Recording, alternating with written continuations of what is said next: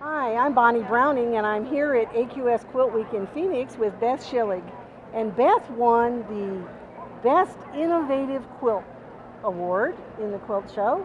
And so let's just talk a little bit about this. All right. First of all, Sounds congratulations. good to me. Thank you. It's a beautiful Thank you. quilt. And no, we didn't match the ribbon with your quilt. It just happened to look really nice. It was with all it. meant to be.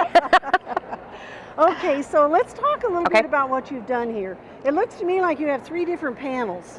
Correct. And then you hooked them together with circles, but you did some really cool stuff to those circles. Tell us. Okay, well, first of all, the circle idea actually came a couple of years ago. I made a commissioned banner for someone, a doctor's office, and his logo was round, and I wanted to put this perfect circle with his logo sticking up above the top like this. So I came up with a way of making these nice, stiff, circular pieces. They're made with, there's a layer of Peltex, a real stiff interfacing, and then there's a layer of wool batting in there. And so they're decorated, well, before you layer the batting, they're all machine appliqued on a sewing machine. I use a Bernina sewing machine, and I sold Berninas for 30 years of my life, so I don't do that anymore, but all those years with all the presser feed in the background, you know, comes out, and I like to utilize all that stuff. So on my sewing machine, I use some decorative stitches in here, and little eyelets that beads were sewn on by hand later. So the tops were all decorated and layered and quilted. And then there's a layer of mini piping around here, that real fine piping. And when you sew that around a circle, that's what gives you that nice smooth edge.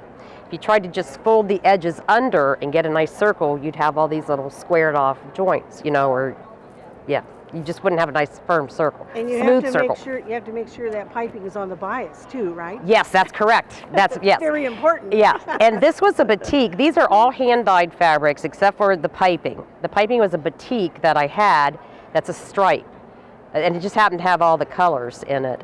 Nice. And it does have to be cut on the bias, yeah. So the background fabric is a Ricky Timms hand-dyed fabric that I had in my closet. I pulled it out when I got this idea, and all the other fabrics I hand dyed, but not specifically to go with it. I had them in my closet and they just matched. So it just was all meant to be, I think. It was supposed to be in one quilt. Right. So I just made the 3 separate pieces, and then I wanted to utilize the circles to hold them together and have some of them coming in and out. And so it is all one piece. It's not 3 individual pieces. It's connected at the top, and the pieces are actually, and can I flip this back a little bit? I love to look at the back also, because the back, I chose a solid purple background. I'm getting gutsy in my quilting now with, you know, various colors with a light thread and a dark background. So it really shows the quilting.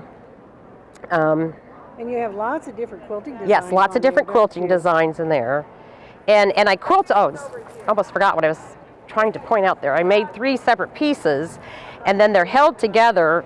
The circles are just sewn on right there with 1 row of stitching in the ditch of the piping. And so the first few were okay, but when I got to the last one, I had to finagle this whole thing on my home sewing machine, which was quite a challenge with all of these circles. It was. Well, it definitely is innovative. You did some real very creative different things.